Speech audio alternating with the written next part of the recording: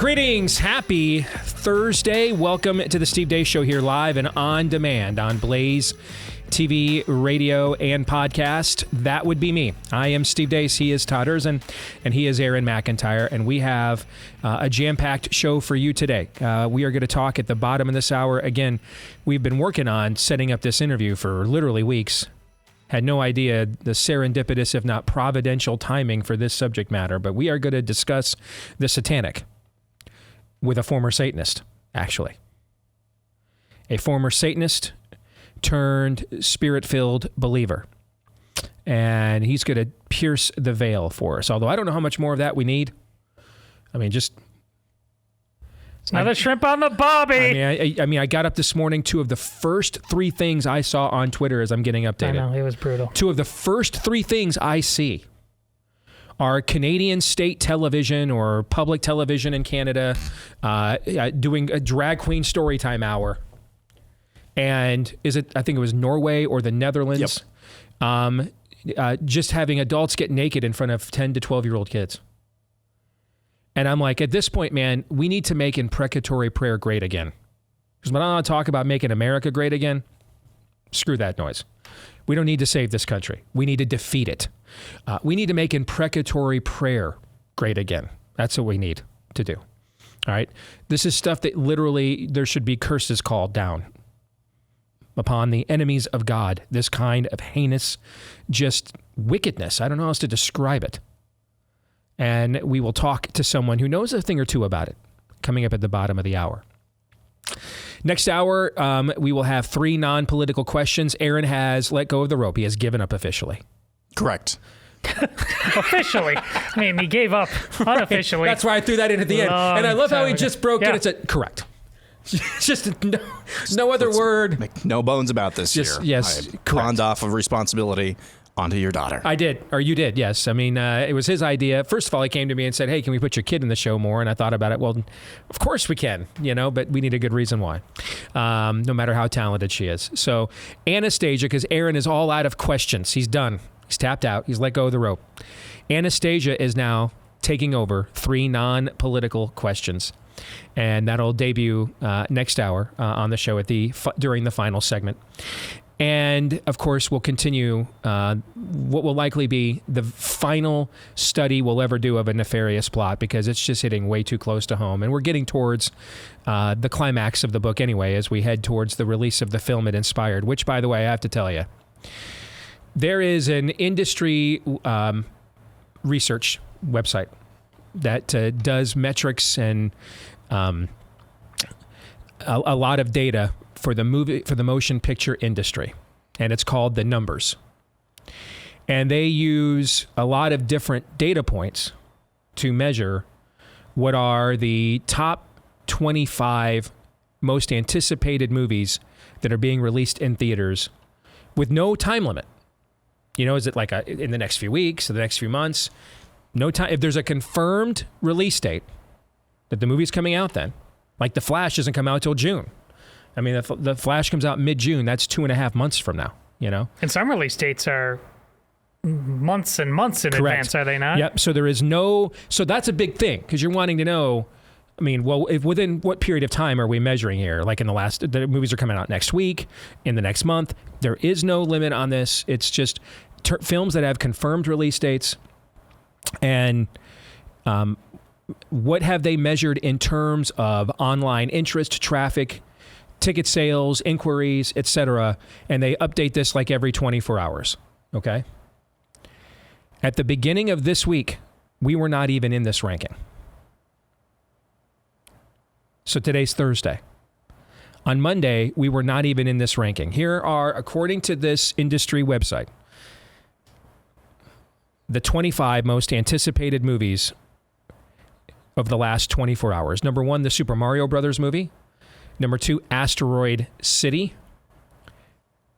Number 3, 1001. Number 4, The Little Mermaid. Number 5, Spinning Gold. Number 6, Trolls. Getting the band back together. There's a Trolls. And by the way, this movie doesn't come out till October. Its release date is October 12th, and it's trending number 6 on here. If you're an investor in the Trolls band, getting the band back together, Trolls sequel, let me congratulate you early. Okay. You're going to have a very nice Christmas. You might have several. In fact, all of the rest of your Christmases will probably be good. And so let me, on behalf of your children, thank you as well.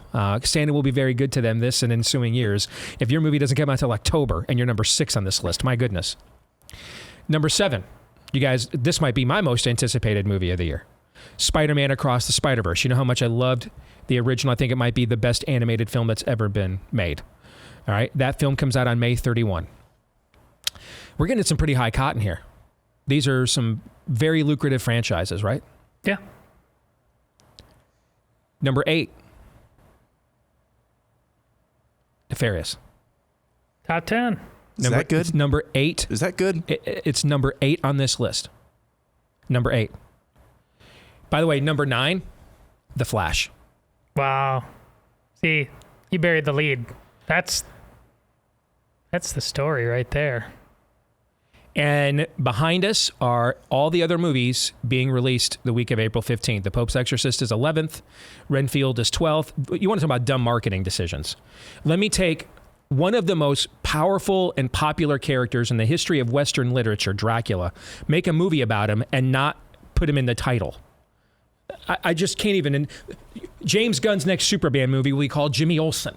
What the hell is this? What a stupid marketing tactic that was.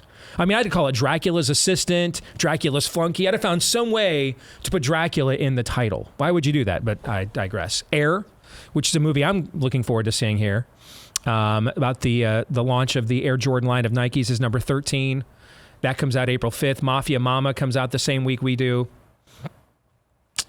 Guardians of the Galaxy is only 19th on this list, which may explain why they just came out with a 3rd trailer. Marvel may be a little concerned that the tracking on that is not what they had hoped.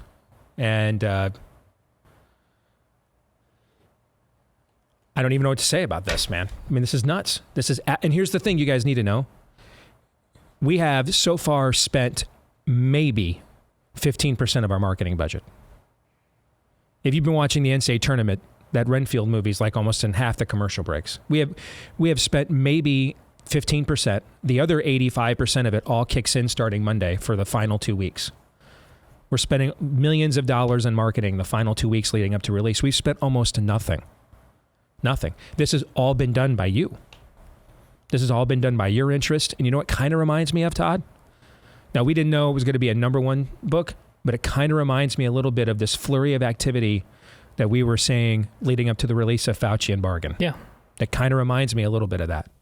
Well, that book came out in the midst of the chaos of COVID when all you got was gaslighting on a daily basis. Well, this movie is coming out in the chaos of Aaron just previewed today the obvious, and indirectly alluding to what you say on your Twitter feed, but he says we're going to need an exorcist to serve us after tomorrow's what Lord Nefarious said. Mm-hmm. This movie is not coming out because you picked it to come out in the midst of what this tranny madness and assassination just took place in Nashville of Christians. The prophetic timing, the providential timing of what is happening right here and what happened with that book is why all this data is nice, but even when certain things didn't look so nice a week ago, take the wheel, God. I mean, this thing is his, and amen to that. Amen. I mean, this has just been, it's incredible. I mean, and I just got to note we've spent, I think, like $800, maybe $1,000 on social media advertising for the trailer. That's so fun. That's nothing. And we have 8.3 million views of our trailer just as a result of the money we have spent. That's not counting, individual sites picking the trailer, sharing it, anything of that nature. We got 8.3 million views for maybe $1,000 of what we paid to, pump up the algorithm on our behalf. That's what we got. This is when Steve talks about ours is to be faithful, outcomes are for God. This is exactly what it means. Just be faithful in hard times and easy times, good times. Just be faithful. And then let God do what he does. And Steve, just yesterday or today, you were talking about Romans 1 judgment. When you're not faithful, that's what you get. Speaking of Romans 1 judgment, here's Aaron's rundown of what happened while we were away. What happened while we were away, brought to you by Canary in the Coal Mine. China and Brazil have reportedly struck a deal to ditch the U.S. dollar in favor of their own currencies in trade transactions. The deal will enable China and Brazil to carry out trade and financial transactions directly, exchanging yuan for rias or vice versa, rather than first converting their currencies to the U.S. dollar. China is Brazil's largest trading partner, accounting for more than a fifth of all imports, followed by the United States. Of course, this deal will likely save both China and Brazil money by not having to use the dollar, but it could be a harbinger of the dollar's strength internationally. The Manhattan grand jury examining Donald Trump's alleged role in a hush money payment to a porn star isn't expected to hear evidence in the case for the next month, largely due to a so-called previously scheduled hiatus.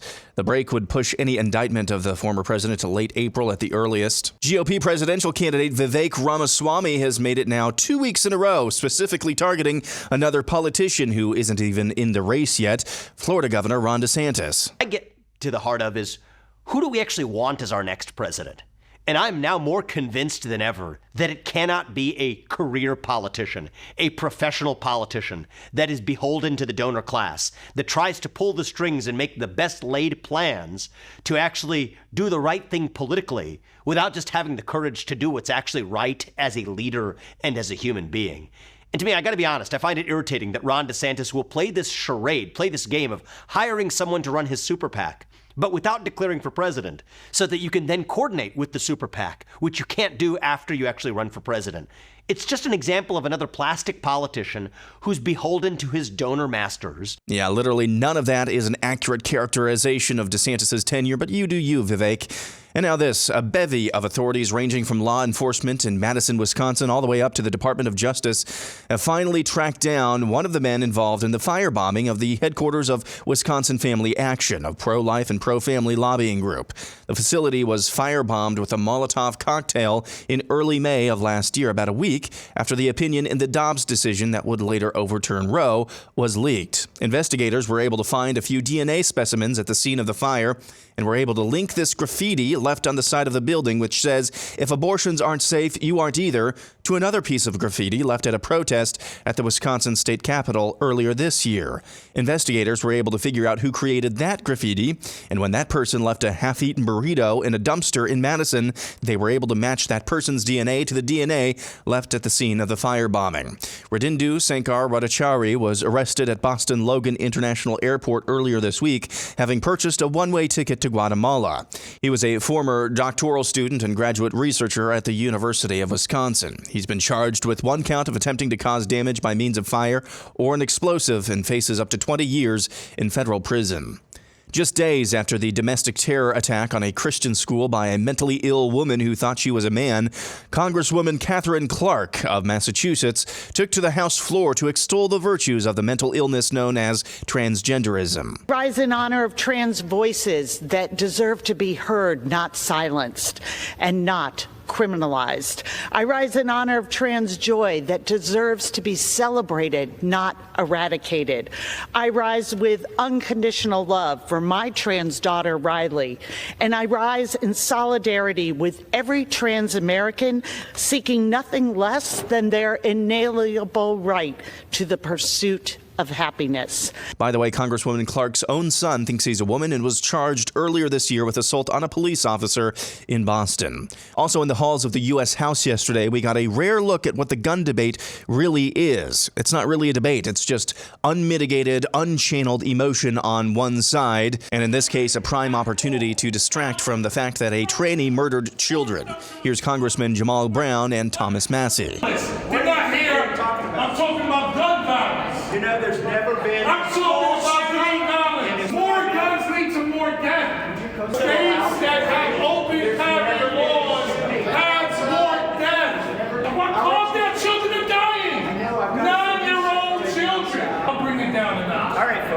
You worked in the school? I've got a bill to repeal the I federal... worked in the I'm not school talking to you for anymore. 20...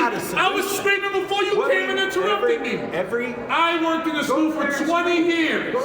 I worked in the school 20 years. In every school, I was a teacher. I was a school counselor. And here's this from the Daily Signal. The state of Nevada rejected a higher number of mail-in ballots in the 2022 election than the final vote margin that decided a close Senate race last year. That's according to analysis obtained by the Daily Signal. The Public Interest Legal Foundation, a conservative election watchdog group, found that 8,036 ballots were rejected. Democrat incumbent Senator Catherine Cortez Masto defeated Republican challenger Adam Laxalt by 7,928 votes, so 108 more votes were rejected than the final tally that separated the two candidates. The analysis also found that 95,556 ballots, almost 5% of those listed on the state's active voter lists, were sent to undeliverable addresses. You can read more from that exclusive bombshell report at the Daily Signal. And finally, explaining socialism to a Cuban. Hey, I'm Brett, he, him. Hola. Hola? Yeah, that's cultural appropriation. That ain't it, Chief. Really? Isn't Chief cultural appropriation too? And secondly, I'm from Cuba. That's awesome. I love your sandwiches. You know, it is pretty sad that those Cubans don't really appreciate the great social programs they've got. Am I right, Chief? I mean, person, Cuba person. Great social programs? What are you talking about? Well, you know, like take healthcare, for instance. Yes, we had healthcare, but it mostly consists of us rubbing dirt in our wounds. But my grandmother was able to build this pretty cool wheelchair out of an old washing machine. You must be mistaken. I learned all about Cuba's excellent social programs in college. Is that right? How long have you been in college? Half a semester. So yeah, I'm pretty much an expert on socialism. You can watch that entire hilarious video on the Babylon Bees YouTube channels, and that's what happened while we were away. All right, let's get to the montage, and let's talk about Vivek Ramaswamy for a moment. Okay. Either this is the absolute dumbest campaign strategy of all time. Talk to me. Okay. And we have seen a lot of dumb.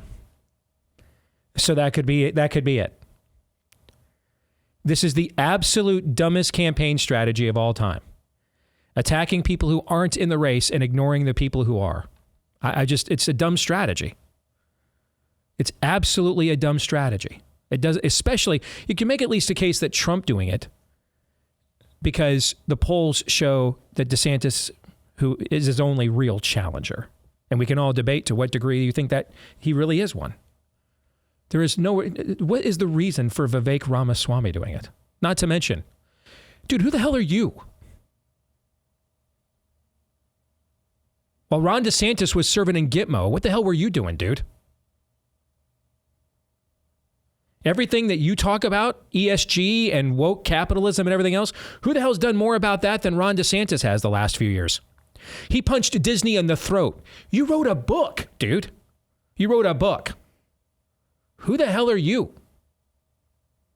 At this point, I'm hoping you cut a deal with the Trump team, because I can respect that. That I can respect. I mean, hate the game, not the player. We all got to make a buck. I'm 39 years old.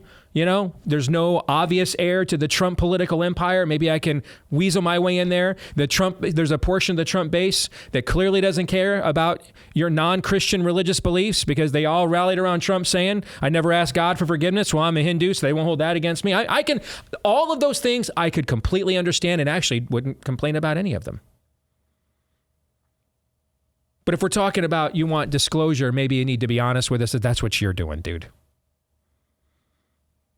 Because if this is an earnest campaign strategy, it's stupid. If it's a strategy to ingratiate yourself to Donald Trump and try to inherit his network because he's pushing 80 and not buying green bananas, totally get it. Makes perfect sense, and this is actually a smart play. But if it's to try to win the nomination in 2024, this is about as dumb as it absolutely gets. So those are your two options. Dumb, or the first time Ron DeSantis pivots to Donald Trump in a 2024 GOP primary debate, Vivek Ramaswamy jumps in front of the fire, okay, to take the bullet for Cheeto Jesus? Which one do you think it is? It's one of the two. There is no other option. There is no other option, because this is dumb. All I know, in a very fast period of time, his campaign is starting to look like she who cannot be named. Like, we actually thought Kamala was going to be serious at the beginning, and Yes. then, like, after a matter of weeks, it's like, what is this? Now, I've spent some time around this guy. I know he ain't Kamala. He's actually smart. Well, That's why I don't think it's dumb. I don't. I think a deal's been cut.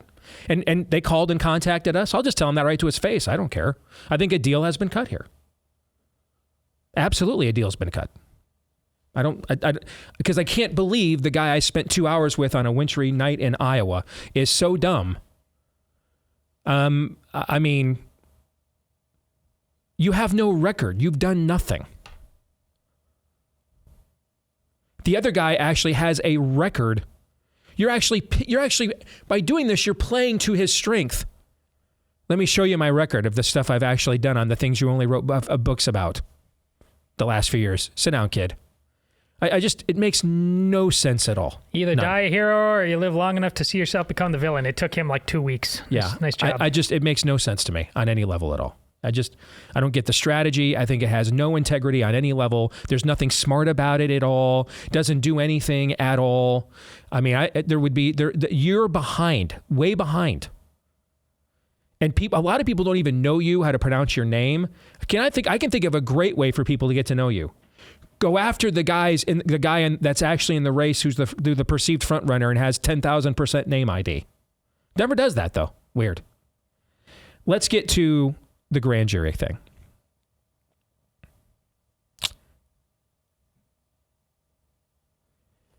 How do I put this? I absolutely believe they were going to indict Donald Trump.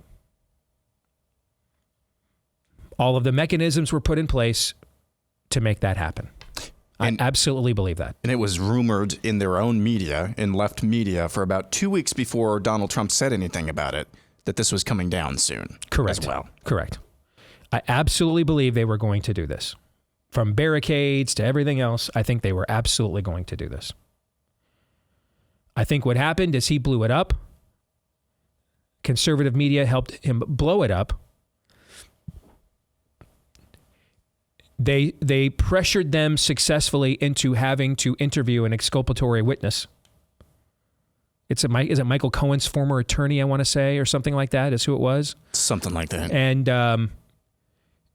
now, and this is why they're on a hiatus. Hey, we'll just let this go. There's such a threat to the Republic that we're going to postpone this. What'd you say it was for a month, Aaron? A month. It was a previously scheduled hiatus because...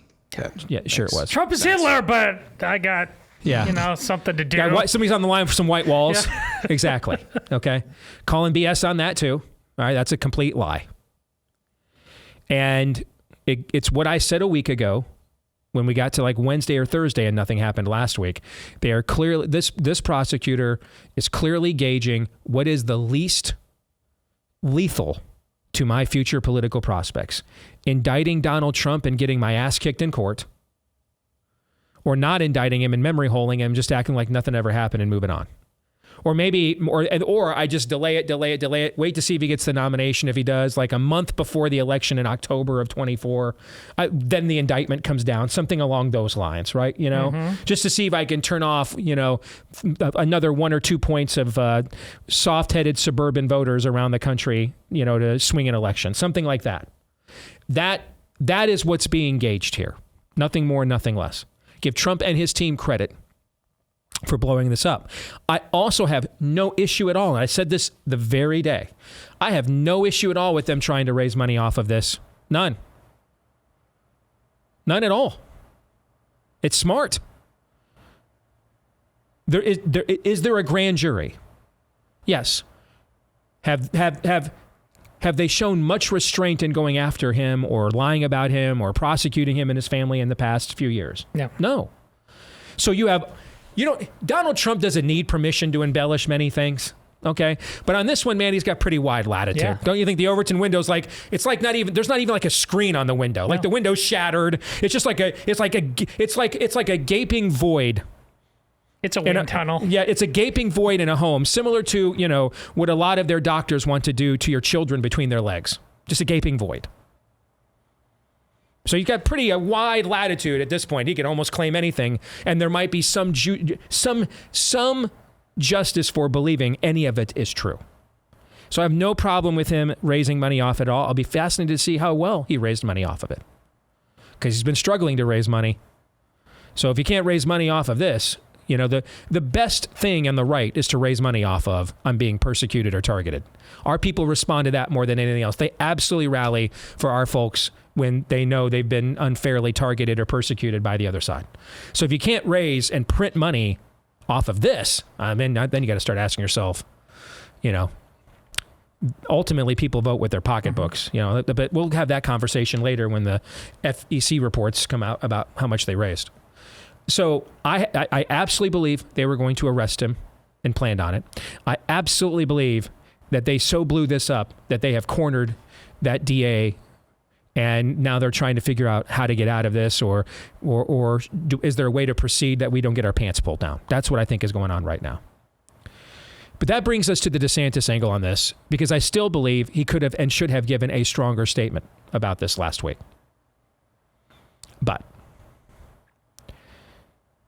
what is it, 10, 11 days since he spoke? It was a week ago Monday, right? Yeah, so it's been about 10 days. And now we know that this thing's on an indefinite hiatus, at least for a month. Okay? Yep. I don't know, man. You guys tell me.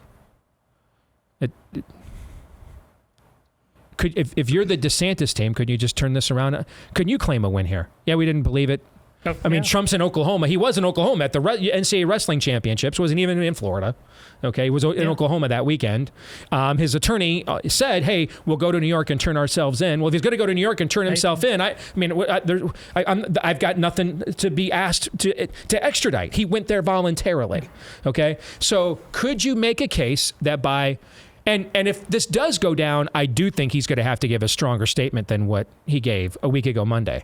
But the way that this is all played out, if you're on his team, don't you probably think that this wasn't an earnest attempt, hey, protect Florida's highest profile citizen. This was an earnest attempt to try to cynically ding him politically when they were already making arrangements on the side anyway, according to his attorney, to turn himself in. So the whole point of this conversation was pointless. He could and he might, but he might not for the same reasons he didn't do it like we talked about 1 week ago. And it's what you've said without giving away any details, but you've talked about with us off the air about just like who he is and how he rolls. This may, in both cases, he may give it lip service, but he's like, I'm doing a great and mighty work over here. He's full on Old Testament. He's full on Nehemiah, and he just doesn't care. I do think having what's his nuts? The guy they did the FBI raid on his home, Roger Stone. Having Roger Stone file an ethics complaint against him, and then 48 hours you turn around and ask me to step in front of a bullet for you. Yeah. I think that was absolutely butthurt when he brought up the hush money to the porn star. I absolutely believe that's what it was. But that, and I thought that was kind of out of bounds, frankly.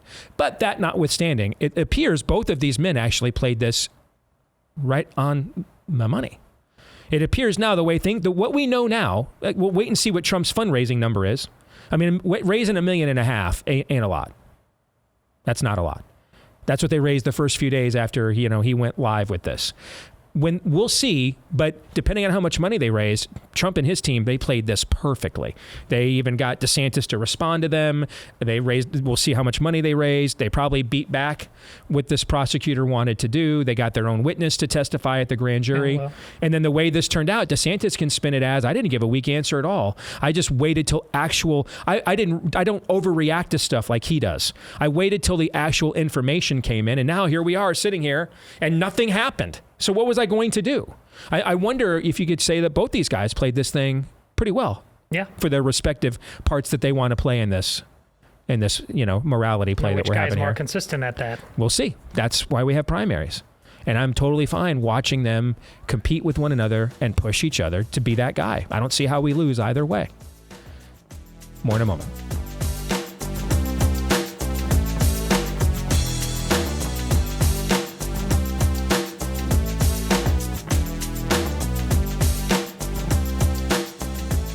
Well, you might be looking at things and considering the possibility things are going to hell in a handbasket, and you would not necessarily be paranoid. Doesn't mean they will, but it might not be the worst idea to be prepared just in case you're right. Contact our friends over at My Patriot Supply. If that's you, get hooked up with their 3-month emergency food kit. That's breakfast, lunch, dinner, even drinks and snacks, the full complement of 2,000 plus calories per day that you need. And you'll get that for $200 off of each kit. And free shipping, When you go to mypatriotsupply.com, that's mypatriotsupply.com. These kits stay good for well over 20 years with proper storage. They'll be delivered to you discreetly, so if you don't want the neighbors to know you're one of those types, you can keep it on the down low. Who knows, these days you might want to go full bring out your dead and let them know. I don't know. But anyway, mypatriotsupply.com is where you want to go. Free shipping and $200 off each of their 3-month emergency food kits at mypatriotsupply.com.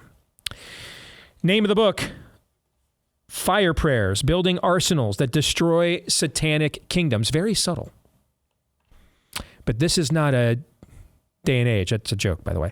This is not a day and age for subtlety, given the things that we are witnessing out in the open, which I believe is full-blown spiritual warfare that has broken out from the unseen realm into the seen. I think that's absolutely what we are seeing. John Ramirez is the author. He's our guest here today on the Steve Deace Show. It's good to meet you, John. Thank you very much for joining us, man. How are you? Blessing. Thank you so much. I love your introduction. Well, thank you. Hopefully you'll love the conversation itself. I want to start with your background. Mm-hmm. Tell us who John Ramirez is. Well, I'll tell you who he was BC before Christ. Is that okay? Mm-hmm. You bet. I was a satanic devil worshiper in the highest round of the satanic kingdom of the shadows of the demonic, doing witchcraft region, controlling atmospheres and regions, and putting witchcraft in different areas, regions. I had a satanic 25 years of devil worshiping for 25 years of my life. Started at the age of 7.5 all the way to the age of 35. I had a demonic wedding on Halloween. The warlocks and witches came to baptize my wedding. At the time, I had an encounter with Christ. I died in my apartment in 1999, went to hell, met Jesus, and came back into my body and became a believer in Christ, and exposing the days of darkness from politics, the witchcraft, the seance, the rituals, the ceremonies, the dedications they do from politics, from Hollywood, all the way down to our backyard. I mean, the devil is at work, and he's working overtime. So I am a vessel of honor today for Jesus Christ and exposing every demonic activity that the devil is doing and how the devil is infiltrating the family today and dismantling and fragmenting us like no tomorrow. And where's the church? I want to talk more about your past from two angles. I want to get to how pervasive what you described you were involved in truly is, you think, in our society. But first, let's make it more parochial, just your story. How do you get involved in something like this, right? No one starts at kindergarten and says, "Hey, by the time I'm in the 3rd grade, I want to, get involved in the demonic and the occult." No one does that, right? And so, how does that happen? What doors have to be opened? What do you have to affirm and say yes to? Who opened those doors, by the way? How did you get to where you were? Yeah, absolutely. I it's like the person that does drugs. They have to have a point of reference where they start doing drugs before they become a drug addict, an alcoholic. Same thing with the witchcraft world. For my life, it's basically my father was a warlock. We practiced witchcraft from Puerto Rico. We immigrated to New York City. When my parents came into New York City, I was 1 year old, and it becomes a cultural thing in our relationship with Satan. It becomes a culture, become a religious thing. Whether you Hispanic, whether you are, from the islands, it just become culture. You start practicing, you start doing ceremonies, you start dealing with demonic demons. They call themselves protective spirits. That's what they name themselves. So they camouflage themselves. They camouflage who they are, their real identity. And you start making pacts and contracts and demons. And it's just a culture thing. My grandmother practiced it. My mother practiced it. My father practiced it. And before you know, we all intertwined into the occult practices. My practice was from New York City to Cuba, from Cuba to Miami, from Miami to Haiti, and back to New York City. So everything that the devil introduces to the people that practice, they call it the religion, Santeria, spiritualism, Palamayumbe. Even when you're a Buddhist, even when you are Muslim, right? Even when you're a Christian, right? Oh, my mother was a pastor, my grandmother was a pastor, my father was a pastor. I'm a Christian, I'm an evangelist. It run down that bloodline of Christianity. We all become follow Jesus Christ. Same thing with the demonic, the opposite side. What they do, whether you're Buddhist, you're Muslim, or you're in the occult called the religion, we are engrafted in it for the simple fact that it's just the devil knows how to introduce things into culture that becomes attractive, becomes religious, and we buy into it. Did these people, and did you know from the beginning this was satanic deception, and maybe they thought they were just practicing an alternative form of a pagan religion, or was it out in the open the entire time that this was satanic in origin? How does that work? Well, this is how they dress it up, right? The devil wears different suits, right? So they said this is white magic, this is black magic. We use white magic to protect ourselves, to advance ourselves, to be productive with ourselves, to have better jobs. Well, we can get into politics through white magic. We can do witchcraft and get into Hollywood through white magic. We can do witchcraft and get better promotion, become CEOs through white magic and rituals and ceremony. And we got black magic. We only use black magic to protect ourselves, to defend ourselves, and to fight against the enemy. This is how they introduce it. So it becomes very, very, very seducing, and it becomes very convincing. And then when you fall into it, that you know that you're engrafted in it, now the true colors start to come out, and then the fear factor start coming out. If you leave, you die. If you leave, your family die. And then you start seeing other people that try and leave, and you see demonic deaths come over them, and you see these demonic sickness come over them, and they die. And then now there's fear in the camp. No one wants to leave. Did you get deep enough, John, that you yourself or heard others literally calling on Lucifer, literally calling on Satan directly? Oh, yeah. I will sit with the devil all night long, have a conversation with him. I feel the appearance of him showing up in my apartment. We'll sit, have a conversation. I got scars here. I got scars here. When I sold my soul to the devil, I got scars here. I got the cross upside down here. That they had to do this ceremony called Palamayumbe. In my skull, I got the cross upside down. They put an axe. My back got scars. My leg got scars where I bled and signed a contract with the devil at 12 midnight, so I can sell my soul to the devil. At the ritual, 17 people came to sell their soul to the devil that night, and I was the only one that got engrafted in on here for the 21 rows of the dark side, of the highest level of the occult. How pervasive is this? Is a reality. I mean, it's there. I mean, we see it everywhere, right? I mean, think about it, right? I mean, they don't hide anymore. Disney's doing it. Disney got Harry Potter's doing it. They're all introducing the witchcraft from one level or another to children, to people, to opportunities in whether it's politics, Hollywood. It's all there. I mean, it's just become the norm, you know. And people say, oh, we can practice witchcraft. We can do this. We can do seance. We can do rituals. We can do ceremony. We can do contract with demons. It is all fine. We still going to heaven because God knows. And God knows I'm only human. How many people get out? Listen, I tell you right now, I went to funerals that people die. And there was one funeral, there was a young lady that she died. And actually, she went to the doctor. She did all kind of examinations. She even did the ACE test. I remember this years ago. She did the ACE test. She came out clean and all that stuff. And when she died, they did the autopsy and found out she was full-blown AIDS. And the doctor couldn't detect it because the devil hid it from the doctor so she can die premature death. And I've seen funerals of people died in tragic car accidents out of nowhere, unexplainable, because the devil plays for keeps. Did you run into people of prominence when you were involved in this for that many years? Like, did you run into people that, you know, the average listener to us right now would know? Yeah, I mean, I was in the contract. I was in the same occult practices, in the same realms of people like Jennifer Lopez, Mark Anthony. I know Jay-Z and Beyonce. These people are Illuminatis. I know the occult practices. I know the patterns and cycles of how the occult operate, works, function, and it is displayed and the way they dress it up. I know that I've been there for 25 years. I know.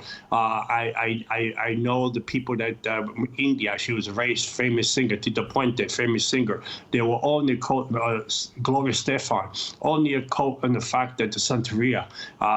Santeria means worship of saints. That's how they dress it up. But it's truly worship of demons, which are principalities. Were these people aware of this? Of course they are. They are. I mean, listen. I mean, when you want fame, you pay. You wanted to sign anything in the dotted line. When you want to be in politics, you want to give. I call it the way it is. You wanted to give up your grandma to be in politics. It is the seduction of power and greed that comes into the person, that they know they need something to get to the next level in order to be, one of the things I share, and I just want to share this as a side note, if you look at the realms of these people, they are influencers. And this is what the devil wants you to be. Influencers, whether they're Jay-Z, Jennifer Lopez, Mark Anthony, influencers, right? Because the devil, and I know this, because the devil, the reason he was able to convince a third of the angels to fight against heaven was because he was an influencer. Have you named names like this before? All the time. Have anybody been threatened to sue you or anything like that? No? No, not at all, because I'm telling the truth. Or we could sit down and I can have a conversation with all of them. I can expose them, A to Z, their religion, their cult practices, their ritual, their ceremonies. We could sit down on any show and I can expose every aspect of their religion, of their cult, because I was there, done that, and they got the T-shirt. No, there's same thing I told Madeline Manson. How many times I invited Madeline Manson to have an In-N-Out burger with me? So you can hang out and talk to me. I can expose your story too, because bottom line, Madeline Manson hangs out with Justin Bieber and Kanye West because these are Christians that are lukewarm. But he don't want to sit down and hang out with me. Matter of fact, Madeline Manson had a girlfriend that I did deliverance on the phone years ago. She got set free. Her 7-year-old boy got free. She packed up the bags and left his house when he was on concert. You mentioned deliverance. So now you are on the front line. You were on the front lines of this on one team. Now you're on the front lines of this on another team. Yeah, it's like I was playing for the Mets and I'm playing for the Yankees. Something like that. Something like that. A little higher stakes, but yeah. Just kidding. I'm a New Yorker fan, so no matter what uniform, so it's just a joke. I know. No, it's all good. One thing I want to say. One thing I say. I'm in the front line. I have this thing now that I'm creating a website with some people down in Tampa. It's called Battle Cry. And the Battle Cry is a website that I have people all over the world and also in the States, all over the States and all over international, how to take back the atmosphere and how to take back the regions from demonic forces that are operating so we can take our country back. If you don't deal with the spiritual and you don't destroy the spiritual, you never see the good stuff in the natural. Let's get really practical before we have to let you go and run out of time. Somebody's listening right now. Lots of families are listening, concerned. My kid's going to get caught up in the gender cult, the rainbow cult, the woke cult, etc. Okay, what are signs that a parent should be looking for on whether we're going through phases, teenage rebellion that we all went through, or something really seriously spiritual is going on? The Bible is the manual for humanity, and the Bible speaks about the eye gate, ear gate, and mouth gate. It is an important thing. Those are portals and gateways that the enemy knows how to infiltrate the mind of the person. And we understand that whatever you watch on television, whatever you entertain on TV, wherever you listen to the graphics of the music that you listen to, the idea of how the devil seduces the generation today. You're okay to be homosexual. You're okay. There's songs that say you could kiss a girl. And these songs are made, they are made for the culture of today, so it can be engrafted in your life today. So you could be, the more you listen to it, the more norm it becomes. The eye gate, whatever you watch on TV, soft porn movies, or whatever you watch on television, it opens you up to ideas, or even video games. Children are watching, killings and shootings and video games. That projects something in your mind that the devil has the seed to cultivate and make it a reality in someone's life. It's witchcraft, manipulation, control. And I know this because I know when I did witchcraft to people, and I put witchcraft on people, I know how to deal with the mind. I had to fragment the soul. I had to fragment the person. I needed to look at generational curses in the bloodline, the blueprint of the bloodline. If they were alcoholic, if there was homosexuality in the family, or there was drug addictions in the family, I know how to do witchcraft on the levels to seduce the family or seduce the person to fall back into their bloodline, because I knew how to deal with the generational curses in that person's bloodline when I was hired to do witchcraft on people when I was living on the other side. I've got about a minute left. I'm going to leave it. I'm going to give it to you. Say anything you want to say in the last minute. How would you like to end this? I like to end it. People don't panic. Don't fret not. Jesus is Lord. He's sitting on the throne. It's not where you start, it's where you finish. You need to know that the devil is real, but God is more real. And I think, 5 prayers, a book that you can pray. There's awesome prayers there that you can pray, break stronghold, break bondages, break generational curses, break any demonic sin, any besetting sin. You can break the patterns and cycles of repeating your life. Listen, I had a high school diploma. I didn't have nothing. I pray for my daughter, broke the curse. My daughter has a bachelor's degree in psychology. Prayer works. Incredible. Thank you, John. It's been a pleasure, man. We'll do it again sometime, all right? God bless you. Thank you. Bye-bye. Name of the book, by the way, Fire Prayers, Building Arsenals That Destroy Satanic Kingdoms, from John Ramirez, who himself was a Satanist. Thoughts on that conversation? Remember in Scripture when Pharisees used to say, hey, wait, after Jesus did something, wait, weren't you the guy who? Yeah. C.S. Lewis also used to talk about, in looking out at the universe, it's different investigating ourselves versus the cosmos, that we have inside information about, we're in us, so it's a different kind of experiment. And so even if this sounds weird, A, thank God you haven't had to deal with this on his level, and B, listen closely, because he has inside information. Praise God that it still sounds weird to you. This would have sounded weird to me like 5 years ago. That's what I was now about to say. It's like, I feel like I'm like living. This is like my native tongue now, Aaron. Yeah, because I mean, 5 years ago, I would have said, oh, Illuminati, this pagan witchcraft and things like that, and doing rituals. That just seems really cartoonish.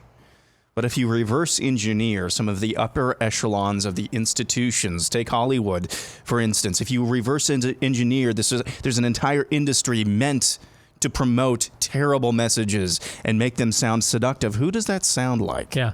Even if they lose money. They do it anyway, even if it loses money. It's the family films that make the most money every year, right? They do it anyway. All right. Theology Thursday is next.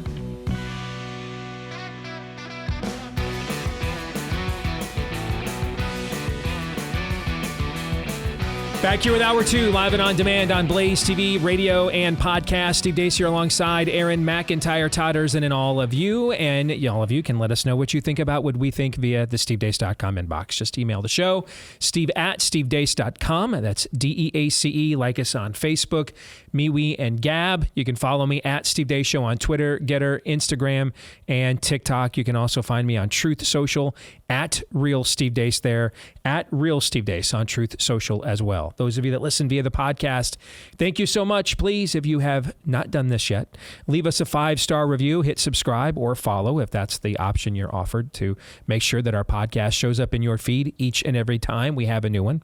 Thank you to all of you that have done those things for us already. We say thank you and appreciate each and every one. This part of the show brought to you by Jace Medical. Before last hour, we talked about making sure you are prepped when it comes to food. Make sure you're prepped when it comes to medicine, as we learned the hard way. My friend Peter McCullough estimates it's as high as 80%. That's similar to, I think, Harvey Rich at Yale University's estimate as well. How many lives that COVID cost us could have been saved if they weren't denied effective early treatments? Venerable, safe drugs, often available over the counter, or just with a simple prescription. So who knows, the next time they'll take those away from us right when we need them the most. Make sure you're prepared right now for such a time as that. Go to jacemedical.com, J as in jump at this right this minute, jacemedical.com, jacemedical.com. Get the Jace case of venerable antibiotics, including the getting increasingly more difficult to find amoxicillin. With the promo code DEACE, you'll get a discount at checkout at jacemedical.com.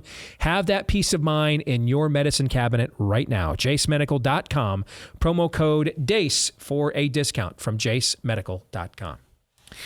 We have 2 more weeks left in what is likely going to be the final time, mercifully, we will ever study a nefarious plot, because it's just hitting too close to home now with what's going on. Too close. It is home.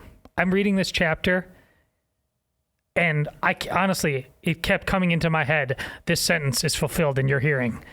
Wow. Yeah. It's not, even on this show, because it's hard. We should never say that anymore. Like it is home. This is the reality. This is where we are parked. That's why it's a hard read. Yeah. Harder than it's ever been before, because it's not even one step. It's not even one step away from theoretical. I think the last time we did this was coming off of COVID, the initial lockdowns about 2 or 3 years ago, and there was still some of this that you felt like had not yet come to fruition. You're watching this now, and it feels like everything that he is saying here, this character I created, is exactly what we are living in right this moment. And there are 2 chapters left, and we have the penultimate one this week as Nefarious unveils the final stage of his plan, which he titles Defeat. And here is what Nefarious wrote. When this manuscript was completed in, the summer of 2015? The game isn't quite finished yet, but it's definitely over. Like when a lopsided sporting event still has a few minutes remaining on the clock, but the outcome was already determined long ago, this is garbage time for America. You'll empty your bench, and an overmatched underdog Rudy or two will make a play that draws cheers from the home crowd, but nothing that can alter the final score. It would take, a miracle to change course now. Except those are above your pay grade and are strictly the purview of you-know-who, and unfortunately, I'm pretty sure he's got far harsher plans for you at this point, which we'll be discussing later on in the conclusion. For now, though, allow me to explain why the die is cast, and in your power as a people, you can't pull back from the brink. Now, that's a key sentence there. In your power as a people, you can't pull back. In your power. And nor do you even want to, Nefarious says. And then he lays it out like this, and then I'll hand it over to you guys.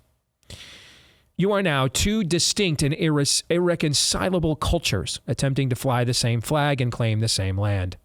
On one side is what we will call the traditionalist for the sake of this conversation. These are the people who still want to live by the founding creeds of your country, faith, family, and freedom. They're still bitterly clinging to their guns and their religion. They still think your Constitution means something.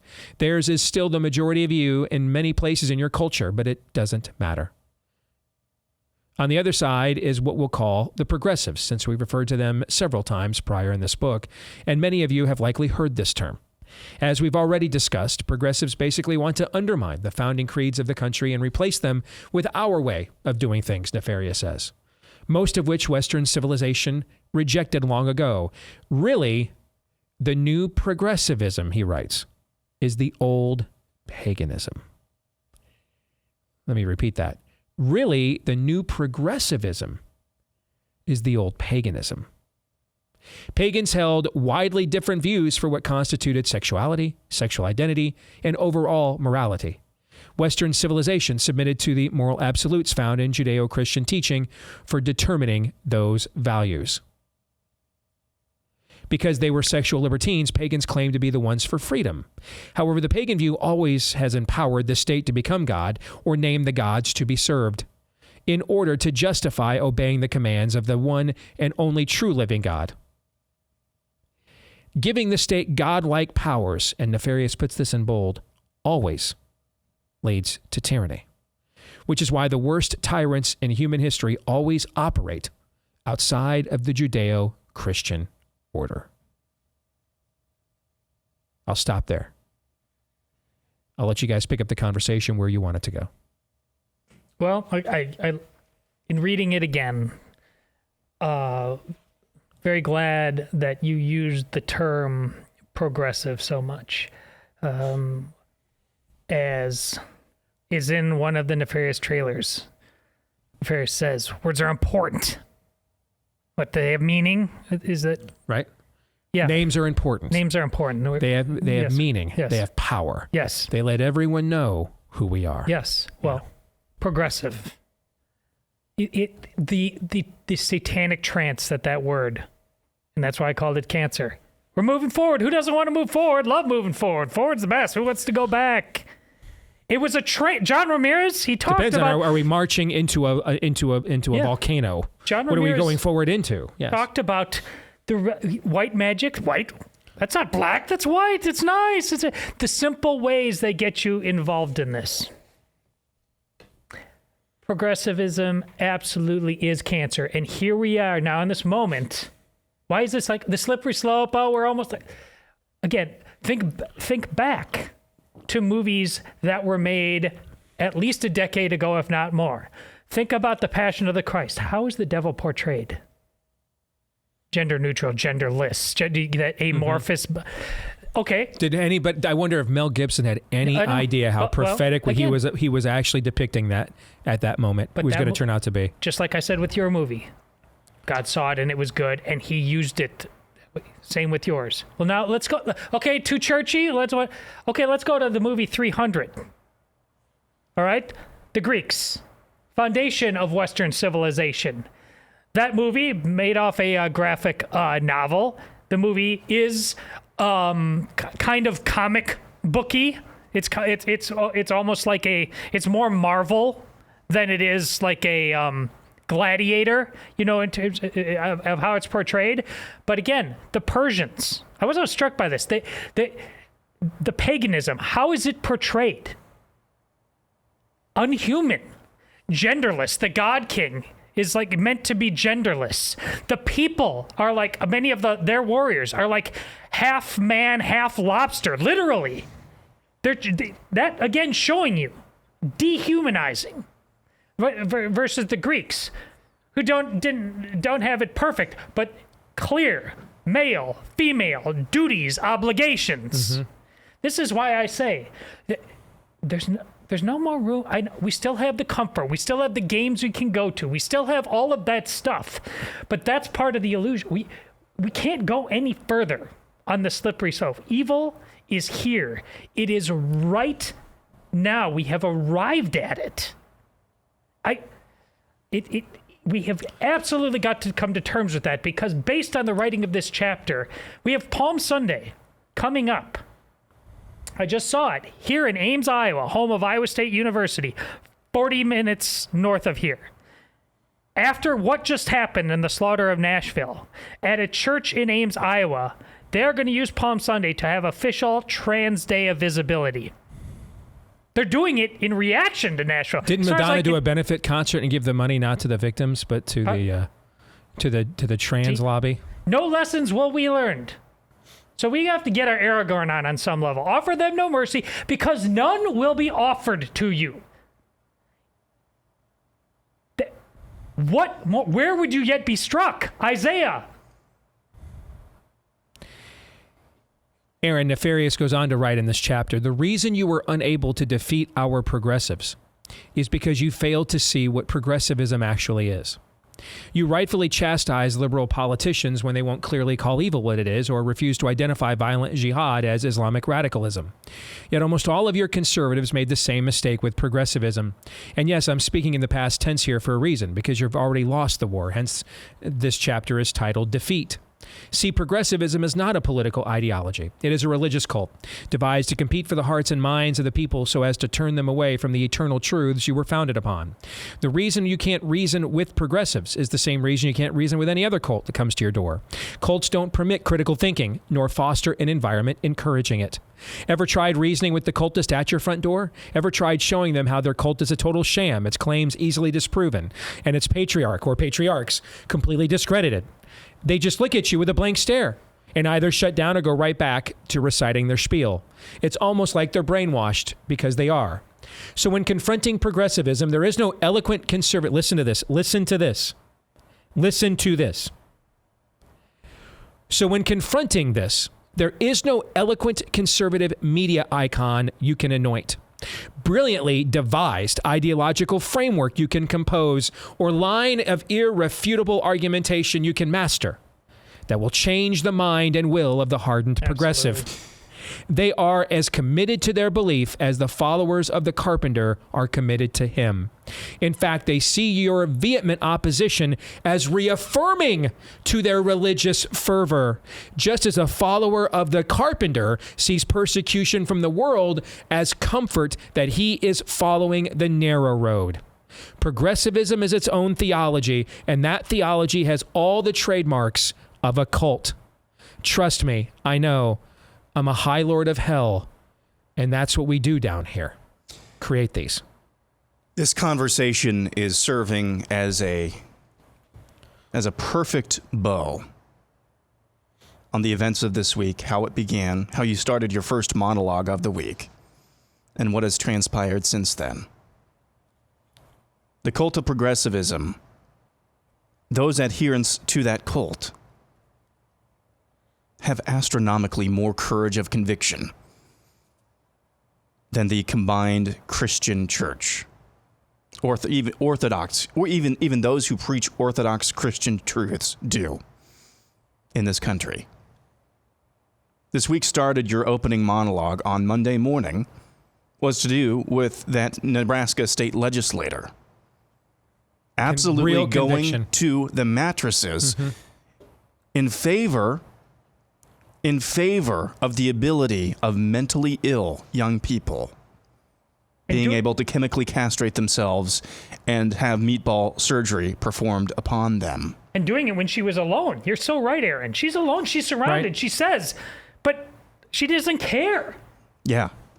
That was the opening monologue this week. Then what happened after that? A mentally ill woman marched into a Christian school in the middle of the Bible Belt and murdered 6 people, including 3 children.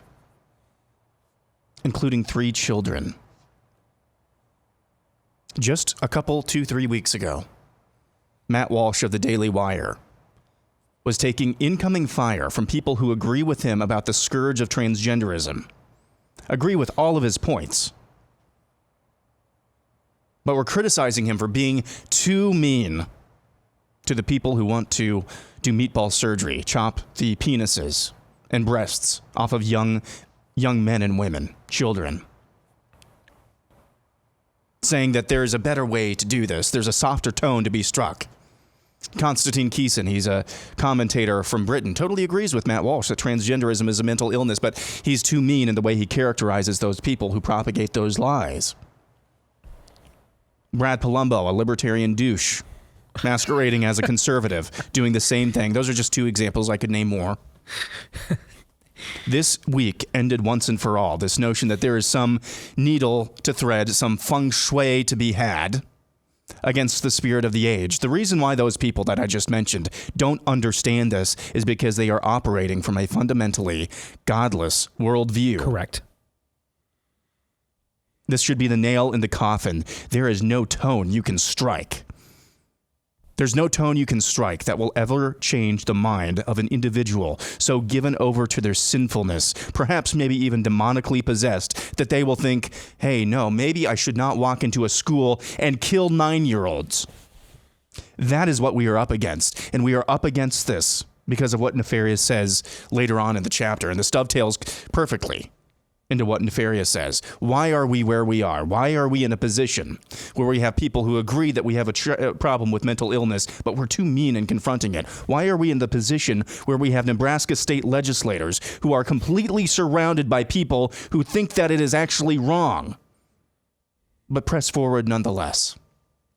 Nefarious says, every sinner is treated equally, no matter the gravity and frequency of their sin or station in life. Everyone is given the same chance at redemption, whether rich or poor, petty thief or murderer. They just have to ask for it. But if you don't ask for it, then it doesn't matter how many good deeds you try to perform and make up for your mistakes. You'll spend the rest of your days with my master and his minions, learning just how creatively vicious we can be. How many times do you hear that turn or burn message from your pastors today? How many of them would bristle at it as if it's needlessly offensive? And the more strategic way of reaching the lost is communicating G-D's love while leaving out his wrath. With strategic defined as, what do we say to these plebeians to get them to keep giving us their money? I shouldn't ask provocative questions I already know the answer to, but it's a guilty pleasure of mine. I know even better than you do how few of your pastors truly rely on the power and the integrity of the gospel alone to reach the lost, but instead believe the gospel requires their personal touch in order to keep it relevant and successful. I know because I helped plant that seed in your church culture and then appealed to the pride and ego of those men to convince them the gospel needed them. That you know who called them to the ministry precisely because he needed their clever ingenuity to reach a contemporary audience. Do you know why we are where we are? That. And it's not just for the unbelieving world. They need the turn or burn. You're going to hell. Sin is real message. We need it too. Christians need to live, paradoxically, in this space where we have assurance. Now, I know there'd be some disagreement even on this, but we need to know we have assurance of salvation while simultaneously being aware and kept humble of the fact that sin is debilitating. And what does that mean for our own lives? Even, I would say, in the most orthodox preaching churches in this country, the issue of sin in our own lives, believers' lives, is not adequately addressed. And so then we feel compromised. We feel as if we cannot take on those forces, while those same forces, like that Nebraska state legislator, feel emboldened because they don't have to be saddled with all of that. In fact, Romans 1, evil is good, good is evil. That's the paradigm they're working from. Why we are where we are is because the message of sin, its effects, and the consequences, the wages of that sin, are not only not preached to the unbelieving world, they're not preached to us enough, I would wager, Steve. I don't disagree with that. I don't. I just did a radio interview this morning about Nefarious, and I said, they've heard from all the Hawaiian shirt guys. They heard from all the sweater vested guys. They heard from all the nice guys. And drew closer to the entrance to the mouth of madness, nevertheless. I don't know if they'll listen to the grab him by the throat guy. I don't know. I might be too late even for a Jonathan Edwards type of a preacher. Might be too late. Might be too late for a Charles Spurgeon, an Augustine. Might be too late. I don't know. I do know, though, they haven't heard from that guy in a long time. I know that. They haven't heard from that guy in a long time. So, in the movie version of this, they're going to hear from that guy. And again, maybe it's too late. Maybe they'll laugh. Maybe Nefarious is right. The plan is too embedded now. It's too, using another term maybe more appropriate, indwelt. Only one way to find that out, though. Mm-hmm. Everyone's heard from the softer side of Sears, and they're not shopping there anymore.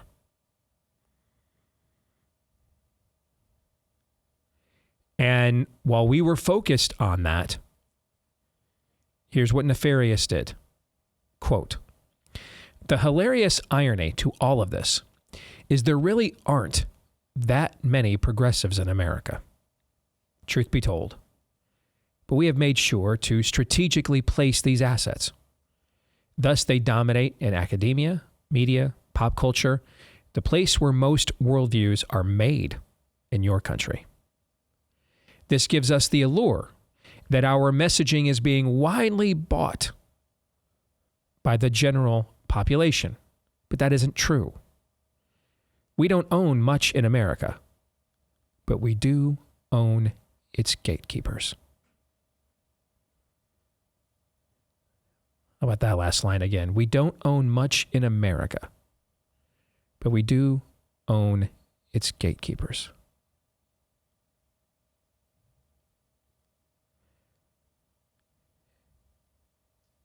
How much more obviously true is that statement now than it was when it was written in the spring and summer of 2015.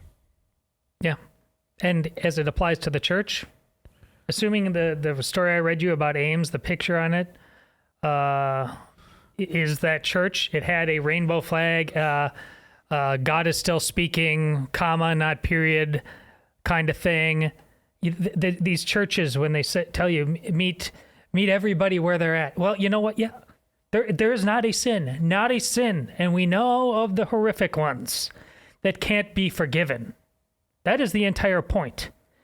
Yes, you are welcome as any kind of sinner. But you know what isn't welcome in the church? Demons. The Lord cast those out. And we keep welcome demons in. We're giving them pulpits. Ask yourself this question. No matter how much orthodoxy you have heard preached from your church's pulpit, no matter how much your church has made it very clear marriage is between a man and a woman, etc. During the summer of 2020, did you belong to a church that enthusiastically and with real conviction took time out from whatever you were doing to make sure everybody knew we're not racists? You know, like it's 1958, okay? We're not racists. This country needs racial reconciliation, racial healing. But then when Roe v. Wade was overturned in the summer of 2022, 2 years later, that same church either never mentioned it or grimaced their way through acknowledging it, almost as if they had to check a box and they were apologetic. And yeah, it's a good thing, but we hope that, if you disagree with us, that, you won't be offended. Because see, I will tell you, and this is what Nefarious is saying throughout the course of this chapter.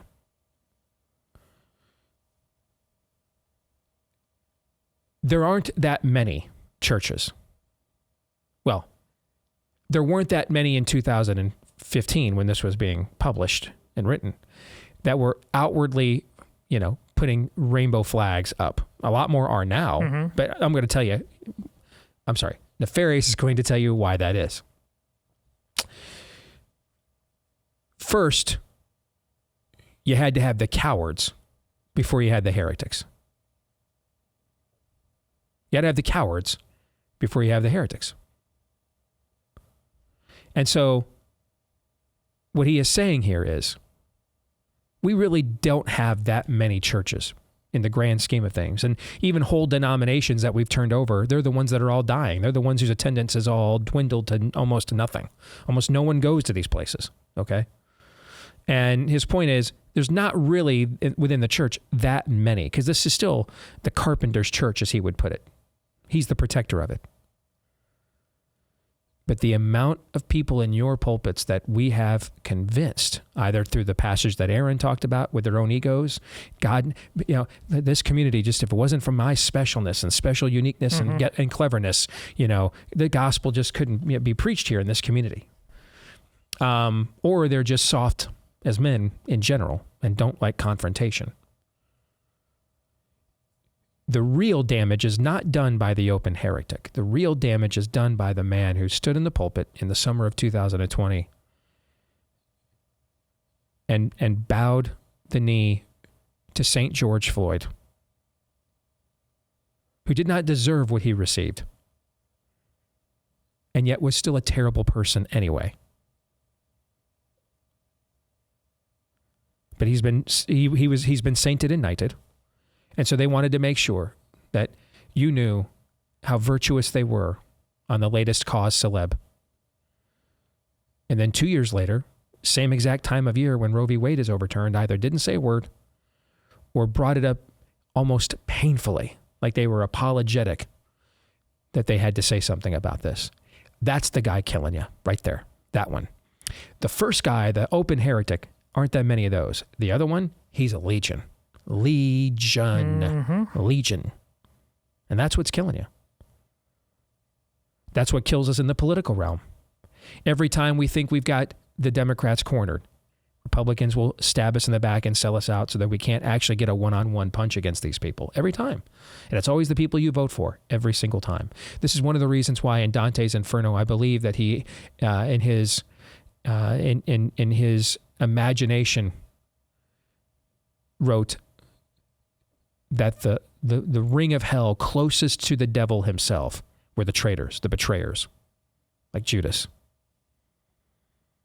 That's what's killing us. Right there.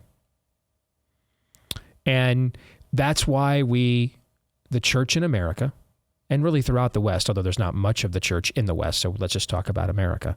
That's why she stones the prophets proverbially and shuns those whom God has sent, as Jesus said about Jerusalem in his day.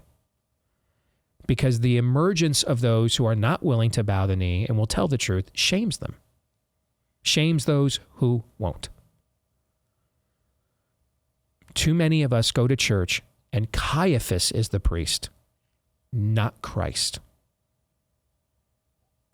Better for one man to die than for the entire paradigm to perish. Better to silence the men, better to feminize the men, better to throw the prophets out who sound crazy and nuts and never entertain conversations like we just had with John Ramirez last hour. Better to do that than to do anything that would actually threaten this nice corner lot we've got here in the burbs. That's Caiaphas, folks. That's not Christ. Caiaphas is here to protect the temple. He is here to protect the traditions, the nostalgia, the system, the institutions. Christ is here to testify to the truth. The Son of Man had nowhere to hang his head. He was born in a barn, died alone, almost completely deserted by his followers on a wooden beam, left to bleed out after being tortured to death. Our paradigm doesn't embrace that.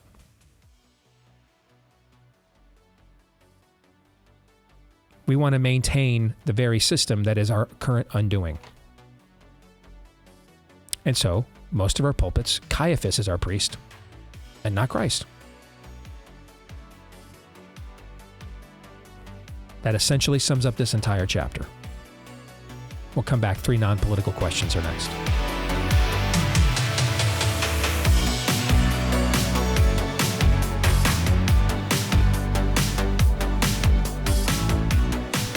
All right, back here on the Steve Deace Show. We mentioned at the top, Aaron has just given up. He has determined he is completely out of questions. No, we said he officially gave up. Officially. He didn't just give up that's because true. he gave up. I gave up a long time ago. Because correct. He was often just coming up with them during the commercial break, heading into this segment, actually. Yes. All right. So we're going to see how this goes. We have handed this off to somebody new. It's time for 3 non-political questions. We all have questions. Who am I? Why am I here? Where am I going? Who am I? A search and a question of identity. Why am I here? A question of meaning and purpose. Where am I going? Question of destiny. Some better than others. What sort of morality or proto-morality would you expect to find in a chimpanzee troop? Injecting some levity into the demise of Western civilization. It's 3 questions on the Steve Deace Show.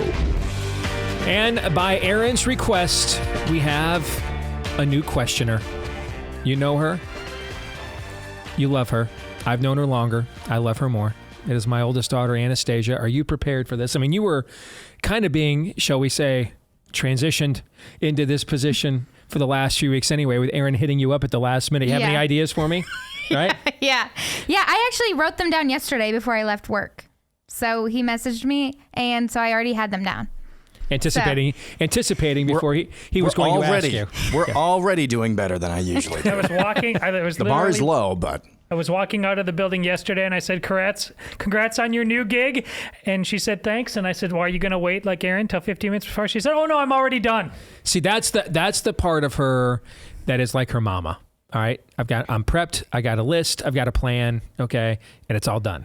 All right. So are you ready to go? Yeah, and I ran these by Aaron too to see what he thought, and he liked them. So don't. Oh, he got a heads up. Yeah. I had to do that. because of one of the questions. I had to put that in there, Aaron. I'm sorry. We go down together on this one. Okay. All right. Go ahead. Okay, so I'll start with my favorite question on here, which I'm curious to see what you guys say. So what is a quality of yours that you hope your children have, and what is one that you hope they don't have? See, I feel like that's a good question. That's a great I'm reassuring question. myself as we're going to do this. I'm like, that's really good. Is that okay? Is that all right? Yes. Okay. I think that's a great question. I hope the quality of mind that each of you kids has is a willingness to stand up for what you believe, regardless of what everyone around you says or does, assuming it's right. Right? Now, hey, you might be wrong. So don't refuse to listen.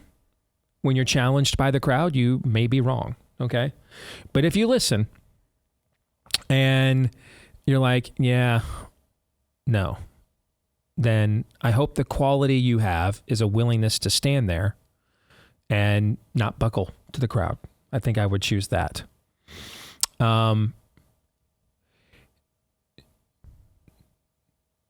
In terms of qualities, or maybe if it's something I possess that I don't want you to embody, maybe it's not a quality.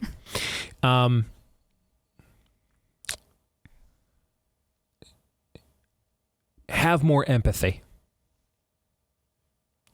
It's hard for me. I wasn't raised in an environment of a lot of empathy. And so I didn't have that really modeled to me to begin with. And now I'm on the front lines of a culture war, and I forget sometimes that the people that we are opposing here are also made in the image of God. Therefore, by the grace of God go I. And they're one beckoning from the Holy Spirit away from switching jerseys and being on the right team. I mean, like the guy we talked to last hour, John Ramirez, who spent 25 years as a literal Satanist, and I think that is, that's always harder as you get older to have that empathy. And so I hope that you guys are able to mirror your old man's boldness, while at the same time, though, not being as trigger happy as he is. That doesn't mean, by the way, don't do the opposite and be like, don't refuse to pull the trigger. Okay. Just don't be necessarily always as fast to do it. Maybe is the best way I would describe it. How about you guys? Mine is the exact same in terms of quality I hope they get. You simply, as a person of faith, cannot fundamentally care what people think of you in pursuit of the truth. Again, don't go out of your way to be a jerk. But listen, our conversation just about the church and its failures, a lot of people will call Steve and I jerks only because they're hearing it from us and only us, and when they should be hearing it everywhere else. Oh, I don't like your tone, yada, yada. No, things need to be said in this culture, and you need to say them with boldness and unapologetically, and feelings will be hurt. And that's where deliverance can come from, as with the prodigal son. Sometimes you got to just be swimming in a river of bleep before you figure it out. And somebody needs to put you there, quite frankly. Since I have 4 daughters, I think this will come naturally, but be more concerned about the nest. That, like, I'm a caveman. I could live in a cardboard box. My wife is very patient when we found we found this balance, but it's covetousness in this culture is terrible. People, we just talked about how people have forsaken everything, but they care about money more than ever. But I care almost not at all, and to the point of. Yeah, it's, just making sure that you have a base, I would teach them basic financing, things like that, your checkbook, things like that. Not because I was cavalier about it, but I have to force myself to teach them about money things because it doesn't drive me on any level. So I went a little bit, I love both of those, by the way. I went a little bit more specific with my answer. I think a quality that I would like my kids to be able to, or to pass on to my kids, is being able to think and act clearly and decisively in times of stress and pressure. I'm able to do that quite often. The times that I'm not are some of my worst moments, but most of the time I'm able to do that, and I think I'm a better person for that, and I think people around me are better for it as well. And I think it's important. Maybe that's a low bar because of my generation, but the number of people my age that just don't know what to do when bleep hits the fan, practically, and just lose their mind, that's really, really high. And maybe that's, again, a low bar, but that's one quality that I think that's important that I want to be able to pass on. One thing that I would not like to be able to pass on is, I will be honest with you, I have a tendency to procrastinate sometimes. Which is why Anna is doing this segment. I wasn't sure. But seriously. I wasn't sure if this was your I've only smoked 2 briskets, not 3, or if we were being set up. I wasn't sure. So I just sat silent for a minute. No, I mean, the shtick about not thinking about questions, it's true, about 50% true. There are some times I'm like, oh, crap, we got to do this. There are some times that I thought of them ahead of time, but that happens in it's like taxes this year. I do not want to do them because the last 2-3 years I've just gotten drilled, absolutely drilled. Things like that. Do not put things off. It's always better mentally, always better just practically. Do not put things off. That's good. That is good. Did you like those answers? Yeah, that was good. That was a good start. Okay. That was a good start. It's only going to go down from here. I was just going to say that. Okay. I started with my best one. Okay, second question. What is one of the dumbest things you have ever done? Can I start on this one? You bet. All yours. Yeah. I hope my parents aren't watching or listening right now, but they are. Yeah, they probably are. I had buddies over, just like you would. I had buddies over in high school, and we would camp out on the 23 various places in the 23 acres that my parents own in southern Iowa. And just spend the night, get a fire going, sleep in a tent, something like that. One evening, we were having a little bit of trouble getting a fire going, and so I thought it would be a really good idea. Now, this is my worst moments. This is probably one of them. I thought it would be a really good idea just to pour a little gasoline on a little kindling that we had going. Oh, no. And boy, howdy, did that thing just take off. Yeah. And so I have the jerry can, and I was surprised. And so I whipped it up like this, and like the entire windbreak, wooded area that we were in just bathed in fire for about 30 seconds or so. It was beautiful. It was a little dangerous, though. Wow. Todd, you want to go next? Yeah, letting my wife be the one to run for school board than myself. I too smarted by half. In my defense, even though we're on this show again, and I just lectured, I didn't think we were quite as far down the slippery slope. I was not aware of how full, outwardly, unapologetically pro-tranny everything that district was going to go. But it did. And it was just, I tried, they'll get the nice girl. She's wonderful. You'll get it, yes, everybody will know she's an Erzin and what she believes, but you'll get the nice person. You don't like my tone? Fine. Too much triangular. No, I should have never. I should have gone in there and win or lose, which I just burned down what needed to be burned down. So sorry, hon. Love you. You were great, though. This list is long and distinguished, several of which I probably don't want to admit to my daughter. Okay. So let me go with the one that most recently gives me the absolute most PTSD.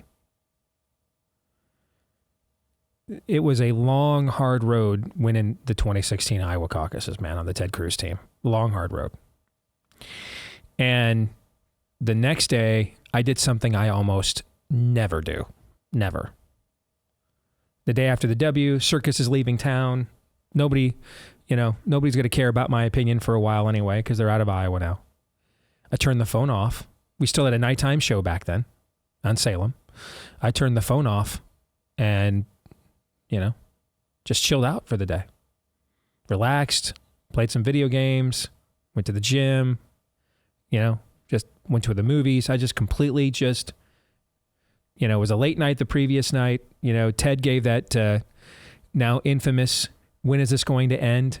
Victory speech. It was like, hey man, I got discounted for 6 months, so I'm going to stand up here. I got 6 months of talk time, and I'm taking it all. Okay, and so it was a late night, and then I come in that evening to do the show, and I mean I figured this show's automatic. It's just going to be how we won, what happened, so we're good. I come in, and on the monitor in here, I look up on the wall, and our buddy Bob Vanderplatz is on TV on CNN. Aaron's in the back room over here getting the radio show ready to go, and I'm like, what the hell's Bob on CNN for? And I turn it on, and they're talking about, stealing the election from Ben Carson, who campaigned in the state like literally 3 times in a year. Campaigned like 3 times in a year, and 2 of them, I believe, were book signings, okay? And I'm like, what in the Sam Hill? And I called Bob up. He's like, yeah, I don't know what's going on. The campaign didn't tell you that it was Jake, what's his nuts, that we all used to think was legit, and now he's not. Jake, the guy on CNN that we thought might be Tapper. Jake Tapper, yeah. That Jake Tapper was actually on with Dana Bash reporting on caucus night that Ben Carson was going home to get clothes, which means a change of clothes. That was what he was saying. That's why he was going back home. That means he's dropping out of the race. We didn't make this up. They were reporting it. Why are you on their network taking the heat for their report? He had no idea. He's running a caucus site in Waterloo, Iowa. He doesn't know what the hell's going on, okay? Completely blew that, completely unprepared, took months and months and months. See, I still can't talk about it. Months of late nights that we worked to make this thing happen, and just completely blew it up and flushed it right down the toilet, to the point we had to start that campaign all over again, like that win never happened. And I'm still not over it, and I probably never will be. And so the lesson I learned, don't turn your phone off. Don't ever take a day off, ever. And so I haven't since then. That's the lesson I learned. I'm so not ready to ask this last question. And Aaron knows that I just am dreading this moment so bad, because I thought it was going to be like a little silly thing, and then it went to a serious thing, and I'm like... That escalated quickly, huh? Oh, gosh. Good thing we only have 2 minutes. Yes. So you guys know the game Kiss, Marry, Kill, where you like give 3 names, then you have to choose which one you'll kiss, which one you'll marry, which one you'll kill. Okay. So I have kiss, marry, fair trial, of course. After a fair trial, of course. Now you're speaking my language. Am I? Okay. Yeah. The names are, so kiss, marry, kill, kiss, marry, fair trial. Freudian slip. Fauci, Lindsey Graham, good old Mayor Pete. Kiss one of them, marry one of them, fair trial one of them. See, you're fired. Aaron, you're back. Yep.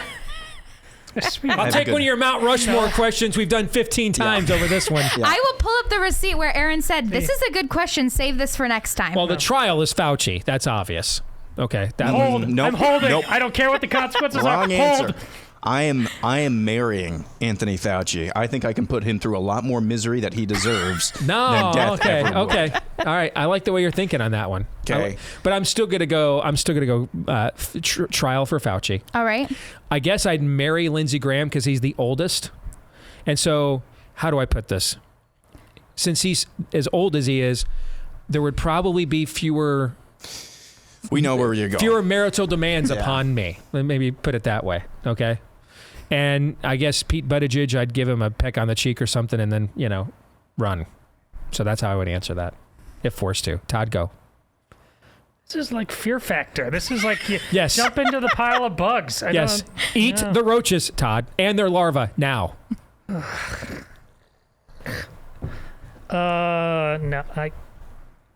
No. I'm broken. I think so. My marry is Fauci. My kiss is going to be Lindsey Graham. I just get that over with. No. Yeah, that. And then fair trial will be Buttigieg. You can't answer. You can't ask questions that violate the dude code. You put away. It was Erin's idea to put. She doesn't know the dude code. She's a chick. So it's really falls to me, actually. Yes. So. And you said green light this thing? Hey, I want to say both of your reactions were like, yeah, this is a good idea. So we're hanging together. He's a victim. Hanging He's separately. a victim here. Thank you. He's a victim. Thank you. Yes. Well, that was fun. That was okay.